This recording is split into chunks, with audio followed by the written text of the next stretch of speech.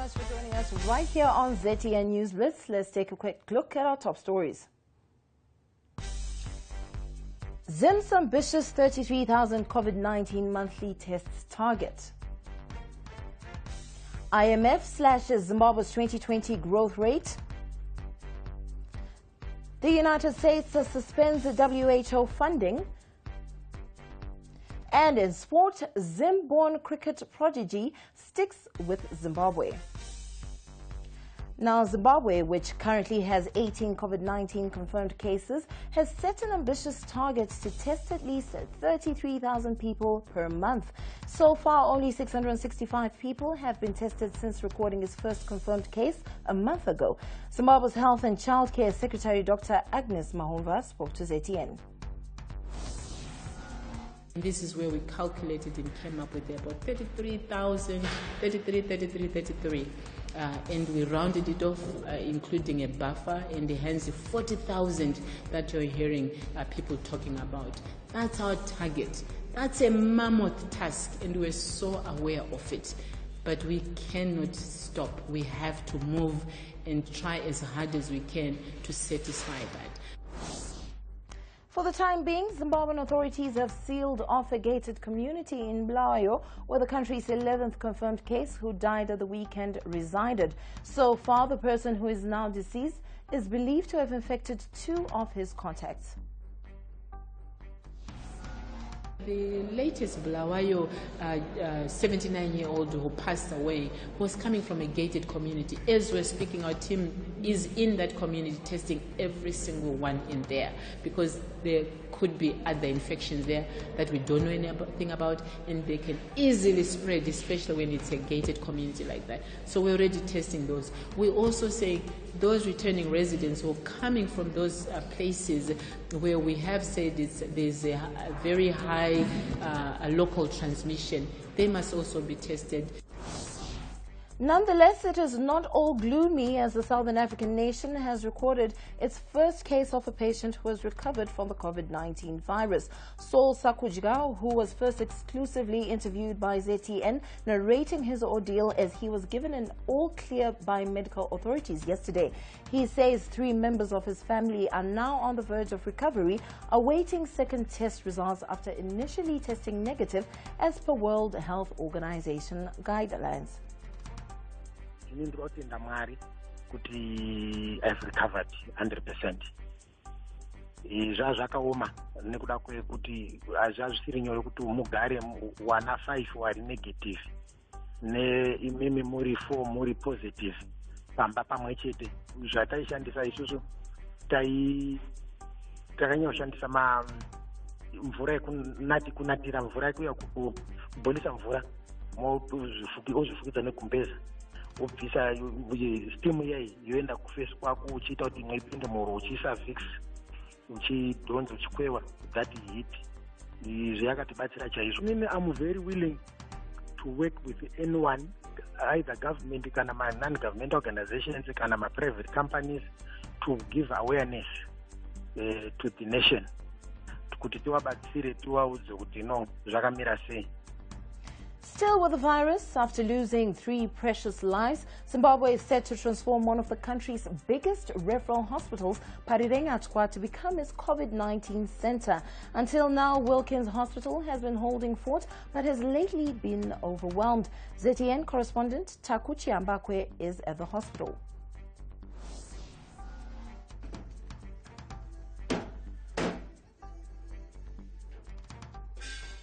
It's all hands on deck here at Parirengatwa Hospital, as engineers are working around the clock to ensure that by the end of 2 weeks, this hospital can now start accommodating COVID-19 patients.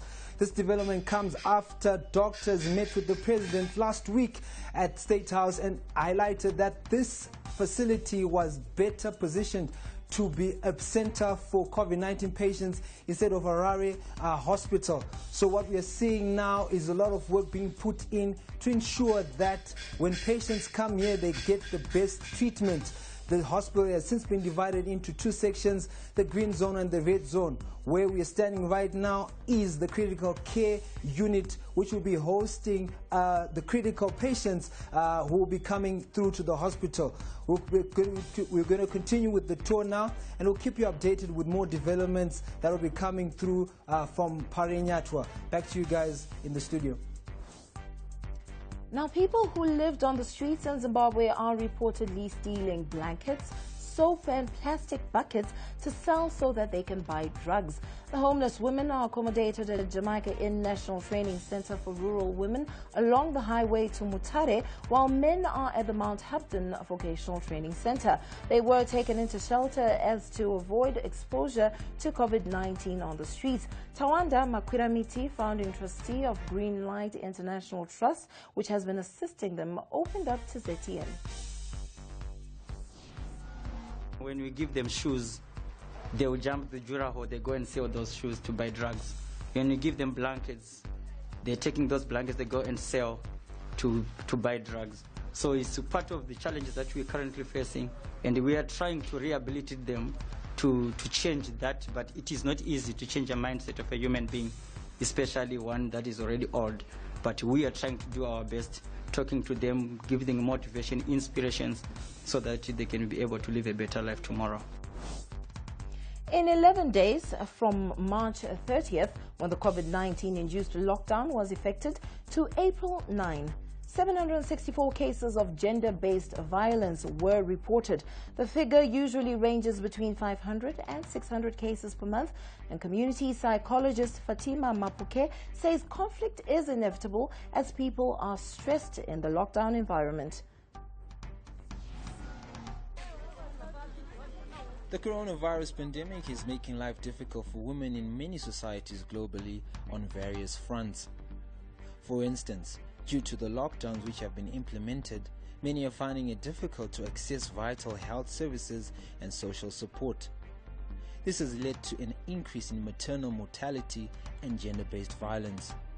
Zimbabwe is not spared from the rise in gender-based violence cases. In just 11 days, from March 30, when the national lockdown came into effect, to April 9, 764 cases of gender-based violence were reported. Yet the figure usually ranges between 500 and 600 cases per month. Community psychologist Fatima Mapuke says unfortunately conflict is inevitable as people are stressed in the lockdown environment. The reality of COVID-19 in itself is stressful in many ways. The longer people have to share the same space, the more likely they are going to step on each other's toes. There is general panic, which may exacerbate mental health symptoms to everyone, also causing others to become abusers, while others become victims. And more so, it will probably heighten symptoms of those with underlying mental health challenges already. Mapuke also highlighted how victims can access help during this difficult period where movement is limited. Avoid being alone in the same space with the abuser. For example, if you live with others, try to be in the same room with other people and limit the time that you are alone with the abuser. But having said that, I also appreciate that there are people who are stuck with their abusers and there's no one else to hide behind or use as protection. Zimbabwe Psychological Association, it has put in place an initiative where people can actually call right now whilst in lockdown. We have psychologists who are willing to offer their services for free. The United Nations Secretary General also shared his view on the matter. We know lockdowns and quarantines are essential to suppressing COVID-19, but they can trap women with abusive partners. Over the past weeks, as economic and social pressures and fear have grown, we have seen a horrifying global surge in domestic violence. In some countries, the number of women calling support services has doubled. Meanwhile, healthcare providers and police are overwhelmed and understaffed. Local support groups are paralyzed or short of funds. Some domestic violence shelters are closed, others are full. He called on governments to act on this violation to human rights. I urge all governments to make the prevention and redress of violence against women a key part of their national response plans for COVID-19.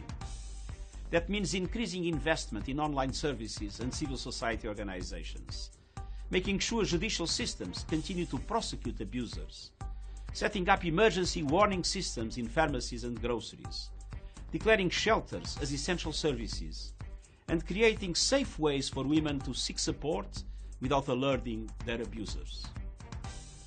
As most governments channel resources towards fighting the virus, more needs to be done in raising awareness among citizens to speak out and not suffer in silence. Taku Zimbabwe for ZTN News in Harare.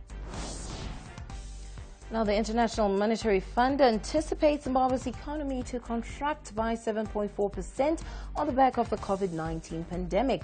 Prior to the COVID-19 outbreak, the fund had forecast the economy to expand by 2.7% this year, 0.3% short of predictions by the country's finance ministry.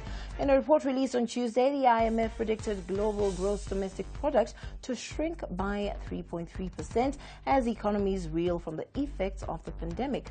Now, only Seychelles' economy will be hardest hit above Zimbabwe, as it is expected to fall by 10.8%. Zimbabwe's Finance Secretary George Guvamatanga told ZTN that Treasury was still in the process of reviewing its microeconomic framework in the light of the COVID-19 pandemic.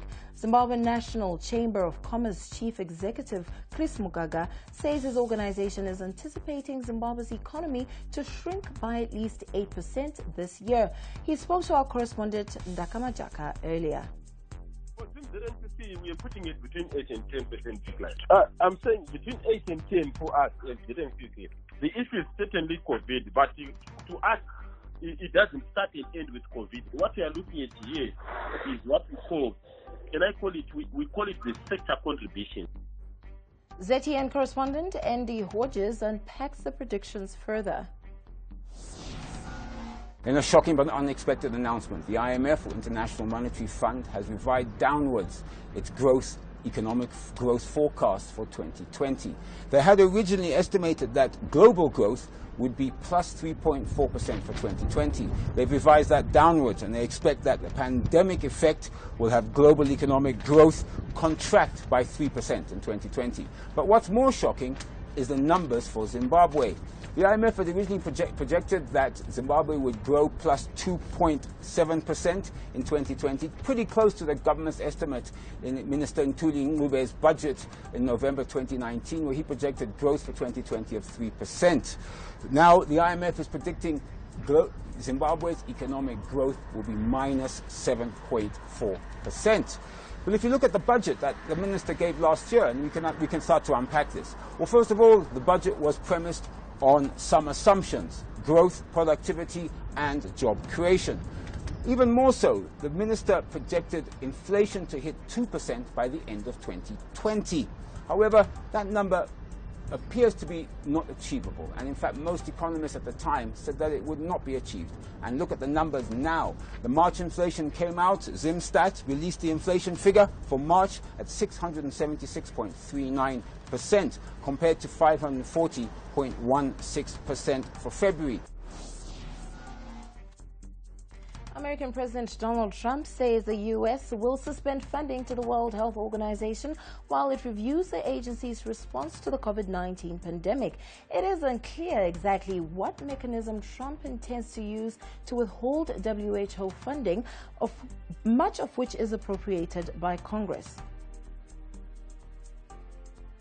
Now, the United Nations Secretary General Antonio Guterres says it is not the time to be reducing funds to the WHO or any other organization fighting the pandemic. We move on to sport, where Zimbabwean-born teenage cricket sensation Tawanda Muyeye, who recently won the prestigious Wisden Schools Cricketer of the Year award, has dismissed reports that he wants to play for England. Muyeye is a former Peterhouse School student who moved to the UK for studies 2 years ago. His impressive achievements include getting into 2 double centuries. I think there's been a bit of speculation about my decision, I think. obviously there was news that I had missed the Under-19 World Cup this year, or withdrew from it because of wanting to play for England, but that wasn't true. It was because I was doing my A-levels in June, and it would have required me to miss 2 months of school, and I was doing maths, chemistry and biology, and obviously I want to do an engineering degree, which would probably take about 4 years, 3 or 4 years. So that was the reason why. So I haven't ruled out playing for Zimbabwe. ZTN has joined an exclusive list of cricketers, including England's World Cup winning stars Jonny Bairstow and Jos Buttler, after winning the prestigious Wisden Schools Cricketer of the Year award. Now, Kenya's Daniel Wanjiru, the winner of the 2017 London Marathon, is the latest high-profile athlete to have failed a doping test. Wanjiru was immediately suspended by the Athletics Integrity Unit for violating the World Athletics anti-doping rules. Under anti-doping rules, the 27-year-old cannot participate in any competition until a hearing into the allegation has taken place. However, Wanjiru has pleaded his innocence and said he will prove it before the Athletics Integrity Unit. In Uganda has joined other African countries which are trying to develop the Paralympic sport of wheelchair rugby. Uganda is being helped by the International Wheelchair Rugby Federation and Canada, who are one of the sport's major powers in the world. Wheelchair rugby clinics are now planned in Uganda, but these are currently on hold due to the COVID-19 pandemic.